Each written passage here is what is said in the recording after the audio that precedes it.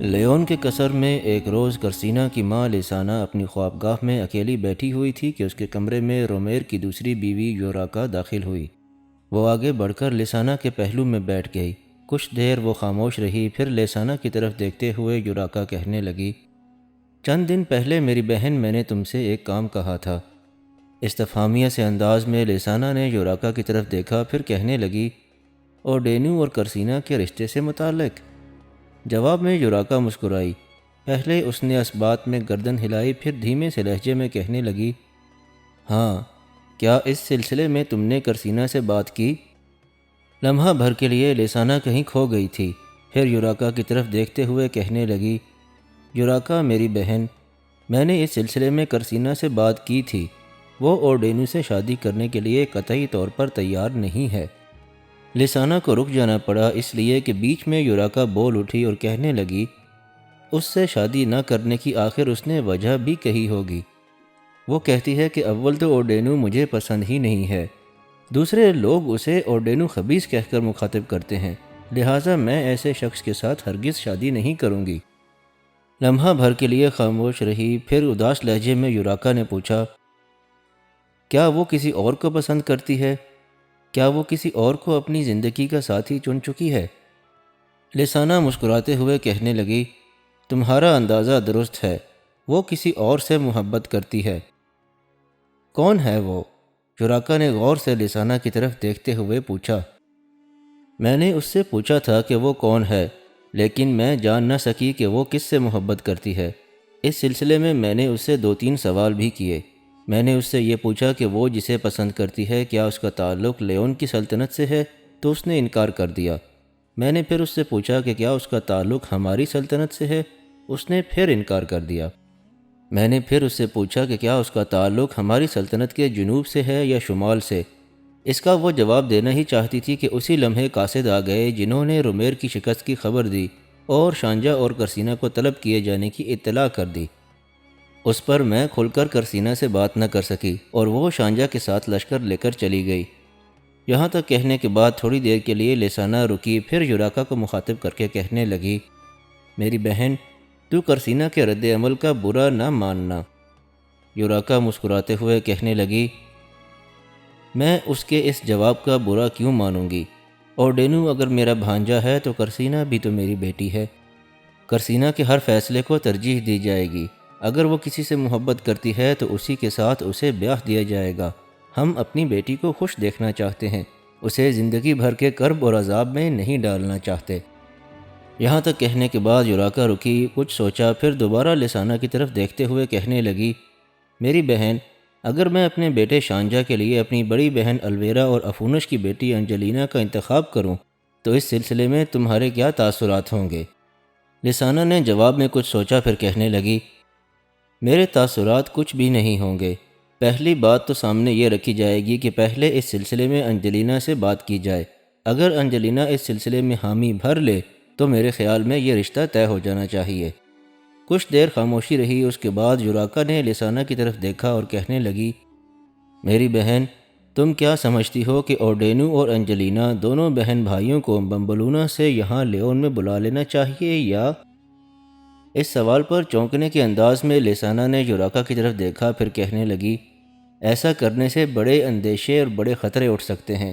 یوراکا میری بہن، جس طرح رومیر میرا شوہر ہے ویسے ہی وہ تمہارا بھی شوہر ہے۔ جس طرح میں اس کے مزاج سے واقف ہوں ایسے ہی تم بھی اس کے مزاج سے آگاہ ہو۔ رومیر نے اپنے بڑے بھائی افونش اور دیگر چچازاد بھائیوں کو اندھا کر کے زندان میں ڈال رکھا ہے۔ اوڈینو اور انجلینا دونوں بہن بھائی یہاں آئیں گے تو یقیناً زندان میں بند اپنے باپ سے ملنے کی خواہش کا اظہار کریں گے۔ اگر وہ زندان میں اپنے باپ سے ملتے ہیں، اس کی حالت دیکھتے ہیں، تو پہلے یہ سوچو کہ ان کے دل میں رومیر کے خلاف کیا کیا خیالات جنم نہ لیں گے۔ وہ اپنے چچا رومیر کے خلاف بھی ہو سکتے ہیں، اس سے نفرت بھی کر سکتے ہیں، اور اگر بات آگے بڑھی تو موقع ملنے پر رومیر سے اپنے باپ کا انتقام بھی لے سکتے ہیں۔ رومیر نے اپنے بھائی افونش کو اندھا کر کے حکومت پر اپنی گرفت کی۔ ایسا اس نے صرف تاج و تخت پر گرفت حاصل کرنے کے لیے کیا، گویا ہمارے ہاں رشتوں کی کوئی فوقیت اور اہمیت نہیں ہے۔ اگر یہی قدم کسی موقع پر اوڈینو نے بھی اٹھا لیا یہاں رہتے ہوئے، تو مختلف امراء کو اپنے ساتھ ملانے کے بعد کسی روز اس نے رومیر کے خلاف بغاوت کر دی اور حالات ایسے پیدا کر دیے کہ اس نے رومیر کو اپنے سامنے بے بس کر لیا۔ تو یاد رکھنا کہ جس طرح رومیر نے اس کے باپ افونش کی آنکھوں میں سلائیاں پھیر کر بینائی سے محروم کیا ہے، اسی طرح اوردینو رومیر کی آنکھوں میں سلائیاں پھیر کر اسے ہمیشہ کے لیے اندھا کر دے گا اور اسے زندان میں ڈال دے گا۔ اگر ایسا ہو گیا تو یوراکا میری بہن، تم تو اس رد عمل سے بچ جاؤ گی، اس لیے کہ تم اوردینو اور اینجلینا کی خالہ ہو۔ تمہارے ساتھ اس رشتے کا احترام کرتے ہوئے وہ تمہارے خلاف کوئی انتقامی کارروائی نہیں کریں گے، لیکن مجھے میری بیٹی کرسینا اور میرے بیٹے اوردینو کو ہر صورت میں وہ انتقامی کارروائیوں کا نشانہ بنائیں گے، اور ہو سکتا ہے کہ جس طرح رومیر نے افونش کو اندھا کر کے زندان میں ڈالا اور اس کے بعد اپنے چچا زاد بھائیوں کے ساتھ بھی یہی سلوک کیا، تو رومیر کے بعد ہم تینوں ماں، بیٹی اور بیٹے کے ساتھ اوردینو بھی شاید ایسا ہی کر گزرے۔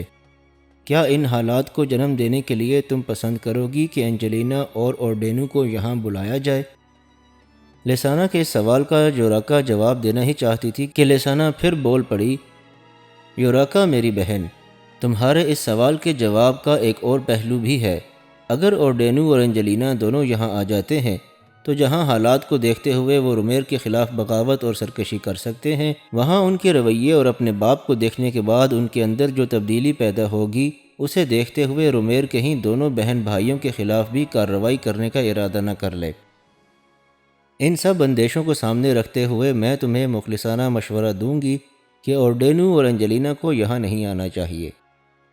یوراکا، میں تم پر یہ بھی انکشاف کروں کہ کرسینا اس سلسلے میں اپنے باپ کے پیچھے پڑی ہوئی تھی کہ وہ اوردینو اور اینجلینا کو یہاں لانا چاہتی ہے۔ اینجلینا کو وہ اپنی سگی بہنوں کی طرح چاہتی ہے اور اس کے لیے کڑتی رہتی ہے۔ اس نے اپنے باپ سے یہ بھی عہد لیا تھا کہ اوردینو اور اینجلینا اگر یہاں آتے ہیں تو رومیر ان کے خلاف کوئی کارروائی نہیں کرے گا، لیکن اس پر اعتماد اور بھروسہ نہیں کیا جا سکتا۔ کسی بھی وقت حالات تبدیل ہو سکتے ہیں اور رومیر کے خلاف اوردینو اور اینجلینا یا اوردینو اور اینجلینا کے خلاف رومیر بڑی خطرناک کارروائی کر سکتا ہے۔ اس لیے میں اوردینو اور اینجلینا کے یہاں آنے کے حق میں نہیں ہوں۔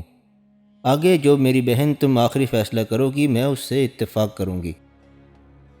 لیسانا جب خاموش ہوئی تب یوراکا فیصلہ کن انداز میں کہنے لگی، میری بہن، جو کچھ تم نے کہا ہے یہی درست اور آخری ہے، اسی پر عمل کیا جائے گا۔ اس کے ساتھ ہی یوراکا چپ چاپ وہاں سے اٹھی اور لیسانا کے کمرے سے نکل گئی۔ قرسینہ سے ملاقات کے بعد جب اگلے روز سورج کافی چڑھ آیا تب احمد بن یعلا نے لشکر کی دیکھ بھال اپنے نائب محمد بن حسین کے سپرد کی۔ خود وہ اپنے گھوڑے پر سوار ہوا اور اسے امیر عبد الرحمن الثالث کے لشکر کی طرف سرپٹ دوڑا دیا۔ امیر کے لشکر میں داخل ہونے کے بعد احمد بن یعلا سیدھا عبد الرحمن کے خیمے کی طرف گیا۔ عبد الرحمن اس وقت اپنے خیمے سے نکل کر کسی کام کے سلسلے میں اپنی لشکرگاہ کی طرف جانے لگا تھا کہ احمد کو دیکھتے ہوئے اپنے خیمے کے دروازے پر رک گیا۔ احمد اپنے گھوڑے سے اترا اور تیز تیز قدم اٹھاتا ہوا جب عبد الرحمن کی طرف بڑھا تو اس موقع پر عبد الرحمن اسے بڑی پریشانی اور فکرمندی کے عالم میں دیکھ رہا تھا۔ احمد بن یعلا اس کے قریب گیا تب عبد الرحمن فکرمند سی آواز میں اسے مخاطب کر کے کہنے لگا، تمہارا اس طرح میرے پاس آنا کسی علت کے بغیر نہیں اور تمہارا چہرہ بتاتا ہے کہ کوئی غیر معمولی حادثہ پیش آیا ہے۔ اس پر احمد بن یعلا کہنے لگا، امیر آپ فکرمند نہ ہوں، ذرا اپنے خیمے میں چلے، میں آپ سے تنہائی میں ایک اہم موضوع پر گفتگو کرنا چاہتا ہوں۔ عبد الرحمن ابھی تک فکرمند ہی تھا، تاہم وہ مڑا اور اپنے خیمے میں داخل ہوا۔ اس کے پیچھے پیچھے احمد بھی خیمے میں داخل ہوا۔ دونوں جب نشستوں پر بیٹھ گئے تب عبد الرحمن نے ایک لمبا سانس لیا اور کہنے لگا، بتا بیٹا کیا معاملہ ہے؟ احمد نے اپنے خشک ہونٹوں پر زبان پھیری، پھر اس نے تفصیل کے ساتھ دوبارہ رومیر نے ترغیب دینے کے لیے جو اپنا نمائندہ بھجوایا تھا اور اس کے بعد تیسری بار اس کی بیٹی کرسینا جو اس کے پاس گئی تھی، اس کی پوری تفصیل امیر عبد الرحمن سے کہتی۔ یہ سب کچھ جاننے کے بعد عبد الرحمن کچھ دیر تک مسکراتا رہا، فخریہ اور توصیفی انداز میں احمد بن یعلا کی طرف دیکھتا رہا، پھر کہنے لگا، یعلا کے بیٹے، مجھے فخر ہے کہ میرے ایک سالار کو رومیر اور اس کے اہل خانہ اس قدر اہمیت دینے لگے ہیں۔ بیٹے، تم نے رومیر کی ترغیبات کو رد کر کے ثابت کر دیا ہے کہ ایک مجاہد کے سامنے اعلیٰ منصب، دولت کے انبار اور حسن و جمال کے متحرک سائے کوئی اہمیت نہیں رکھتے۔ ابن یعلا، پہلے تو میں تمہارے اس ضبط پر تمہیں سلام پیش کرتا ہوں۔ اس کے بعد میں تم سے یہ کہنا بھی پسند کروں گا کہ کرسینا کے معاملے میں کچھ سوچ وچار سے کام لینا چاہیے۔ اس پر بالکل ہی بد اعتمادی کا اظہار نہیں کر دینا چاہیے۔ ہو سکتا ہے کہ وہ پہلے تمہارے سر کی طالب ہو، بعد میں اسے غلطی کا احساس ہوا ہو اور اب وہ واقعی خلوص دل سے تمہیں چاہنے لگی ہو۔ اگر حقیقت میں ایسا ہے تو میرے خیال میں ایسی لڑکی کی دل شکنی نہیں ہونی چاہیے۔ بہرحال اس پر ہمیں آنکھیں بند کر کے اندھا اعتماد بھی نہیں کرنا چاہیے۔ پہلے اس کی کارگزاری اور اس کے رویے کو دیکھتے ہیں، پھر اس کے متعلق فیصلہ کریں گے کہ ہم نے کیا کرنا ہے۔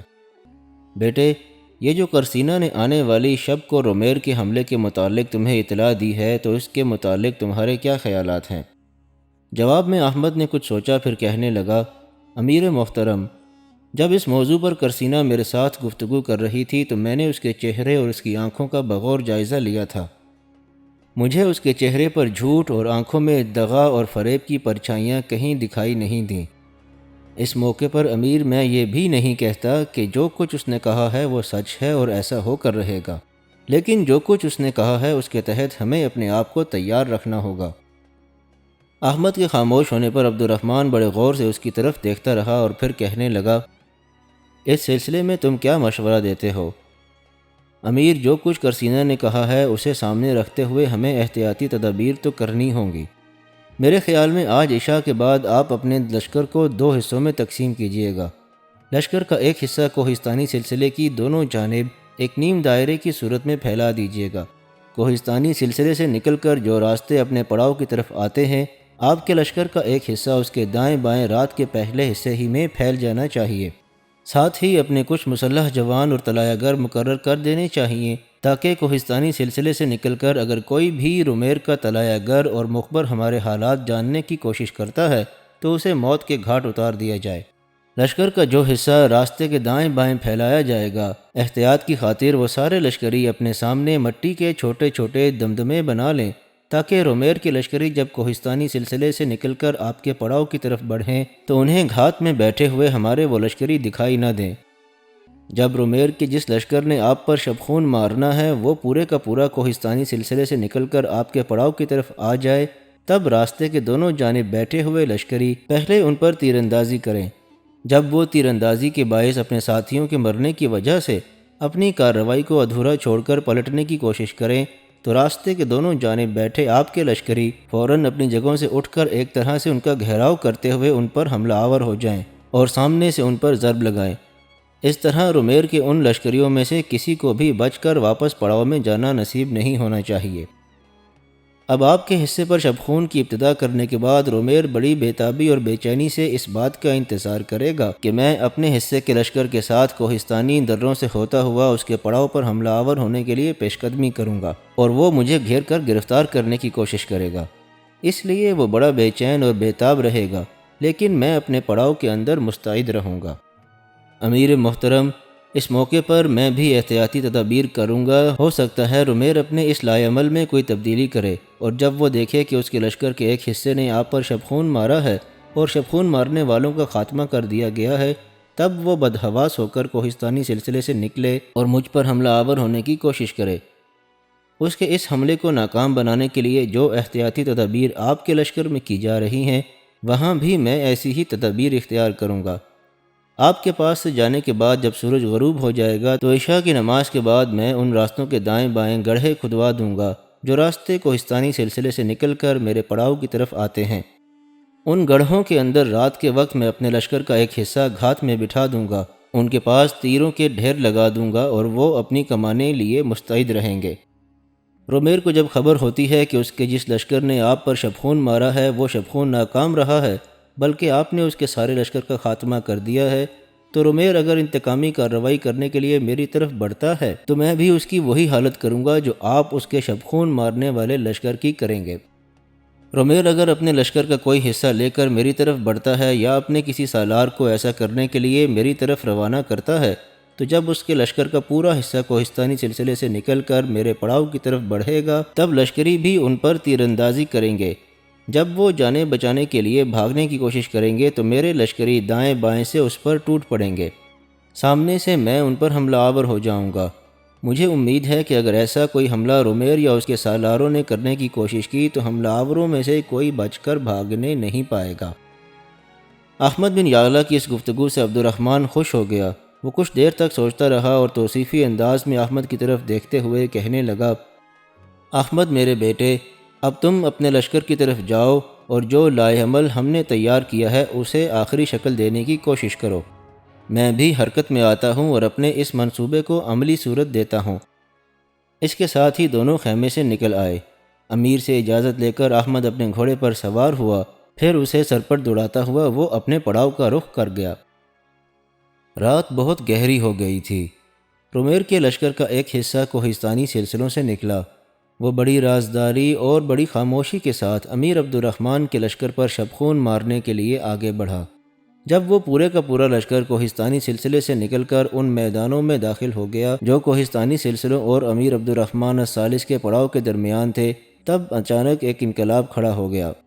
دفتن انگنت تیر فضاؤں میں نمودار ہوئے۔ امیر عبد الرحمن کے وہ لشکری جو کوہستانی سلسلے سے نکلنے والے راستوں کے دائیں بائیں گھات میں بیٹھے ہوئے تھے، انہوں نے اس قدر تیزی سے تیر اندازی کی کہ فضاؤں کے اندر سائیں سائیں کی آوازیں سنائی دینے لگی اور رومیر کے لشکری اس طرح زمین پر گرنے لگے جیسے تیز آندھیوں کے سامنے پکے ہوئے پھل درختوں سے زمین پر گرتے ہیں۔ یہ صورتحال رومیر کے اس لشکر کے لیے قطعی طور پر غیر متوقع تھی۔ اس کے وہ سالار جو اس لشکر کی کمانداری کر رہے تھے وہ بوکھلا گئے۔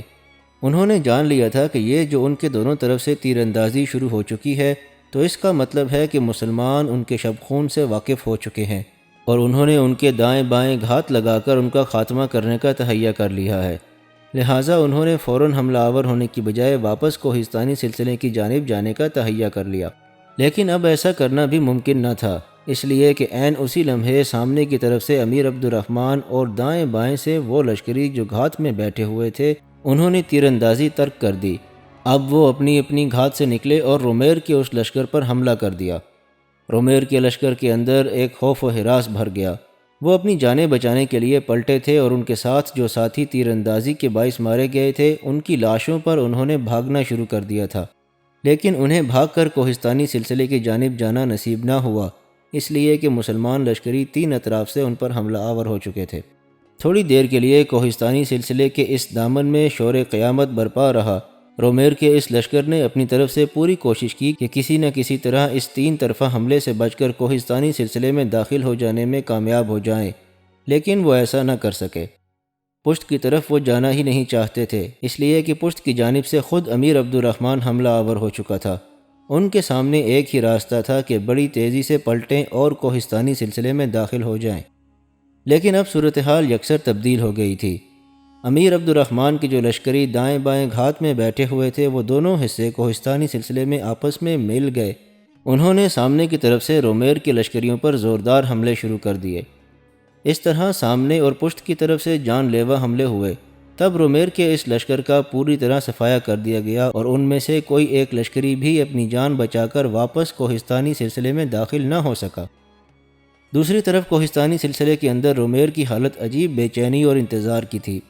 اسے دونوں لشکروں کے ٹکرانے کی آوازیں کیونکہ کوہستانی سلسلے کے اندر سنائی دے رہی تھیں، لہٰذا اس نے یہ اندازہ لگا لیا تھا کہ اس کے لشکر کے ایک حصے نے امیر عبد الرحمن کے لشکر پر شبخون مار دیا ہے، اور اب وہ بڑی بے چینی سے اس انتظار میں تھا کہ اس شبخون کے نتیجے میں کب احمد بن یعلا اپنے لشکر کے ساتھ حرکت میں آتا ہے اور کوہستانی سلسلوں کے دروں سے ہوتا ہوا اس وادی میں اترنے کی کوشش کرتا ہے جس کے اندر رومیر کا پڑاؤ تھا۔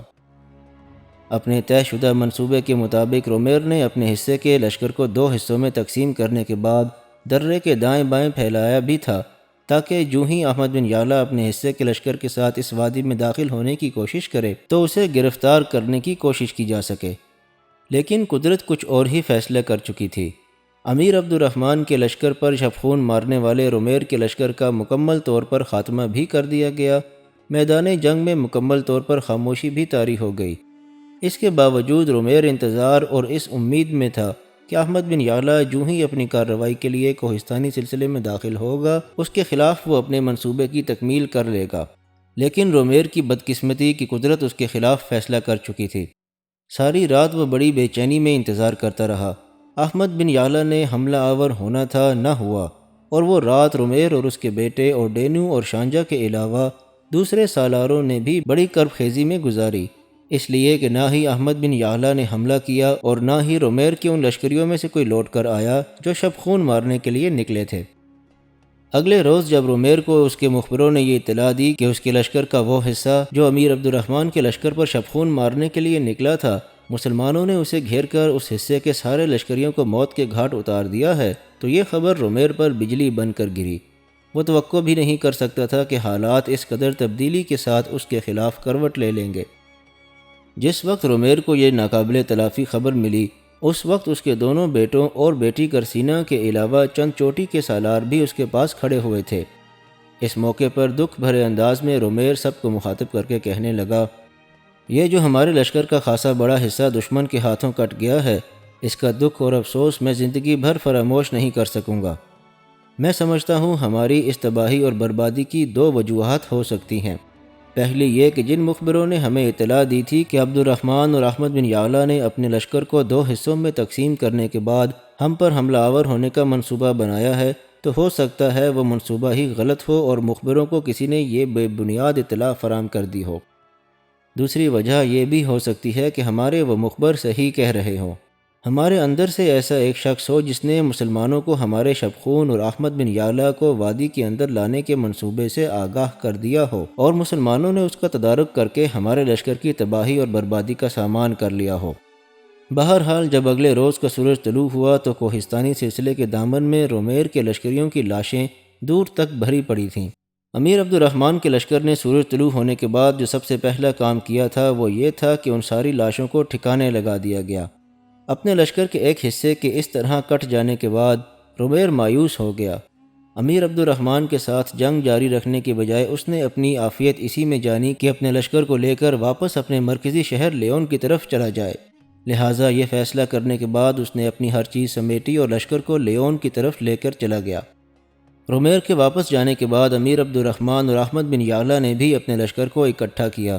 جس وقت دونوں لشکر اکٹھے ہوئے اس وقت بڑی خوشی اور طمانینت کا اظہار کرتے ہوئے امیر عبد الرحمن علیحدگی میں احمد بن یعلا کو مخاطب کر کے کہنے لگا، احمد میرے بیٹے، لگتا ہے رومیر کی بیٹی نے ہمیں دھوکہ نہیں دیا۔ تم نے دیکھا کہ اس کی فراہم کی ہوئی اطلاع سچ اور صحیح ثابت ہوئی، لہٰذا آئندہ اگر وہ ہم سے رابطہ کرتی ہے تو میں سمجھتا ہوں کہ ہمیں اس کی باتوں پر اعتماد اور بھروسہ کرنا ہوگا۔ امیر عبد الرحمن کے ان الفاظ کے جواب میں احمد بن یعلا صرف مسکرا کر رہ گیا، اس نے کوئی جواب نہ دیا۔ تھوڑی دیر لشکر کو سستانے کا موقع فراہم کیا گیا، اس کے بعد امیر عبد الرحمن اور احمد بن یعلا بھی اپنے لشکر کو لے کر سمورہ کے ان نواحی میدانوں سے اپنے مرکزی شہر کرتبہ کا رخ کر گئے۔